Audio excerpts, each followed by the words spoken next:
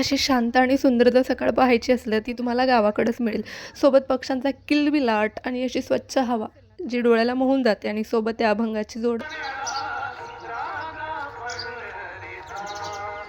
तर असंच नजारे सुंदर गावाकडेच बघायला मिळतात, जे चारी बाजूने डोंगर वेढलेला, आतमध्ये गाव वसलेलं. सकाळी जर झोपेतून उठलं आणि डोळ्याला एवढं मनमोहक दृश्य दिसलं, तर अजून काय पाहिजे. स्वर्गापेक्षाही अनुभव जास्त काही नसतो, जे भारी वाटतं. तसंच सकाळी आज माझ्या डोळ्यांनाही होतं, की जे मन मोहून गेलं होतं. त्यात आमचं वादळ आज झोपून होतं, उठलंच नव्हतं अजून. तर म्हटलं चला हा झोपून आहे तोपर्यंत आपण घरातली कामे आटपून घेऊत. कारण हा उठला की याच्याच पाठीमागे मला करावं लागतं, हे खा, ते खा. आईने स्वयंपाक आटपला, पोळ्या राहिल्या होत्या त्या मी करून घेतल्या आणि रूममध्ये पोछाही मारून घेतला. कारण आमचं हे वादळ इकडे-तिकडे टुणूक-टुणूक उड्या मारतं आणि त्याला त्याच्या स्वच्छतेसाठी ठेवतो.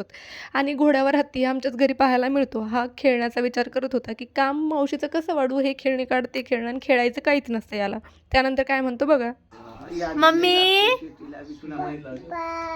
मम्मी नंतर आईला अशी एवढं गोडी-गोडी लावत होता, कारण त्याला बघायचा होता फोन. जे आम्ही बघू देत नाही आणि आईला गोडी लावली, की ती पाहू देते. चला बाय.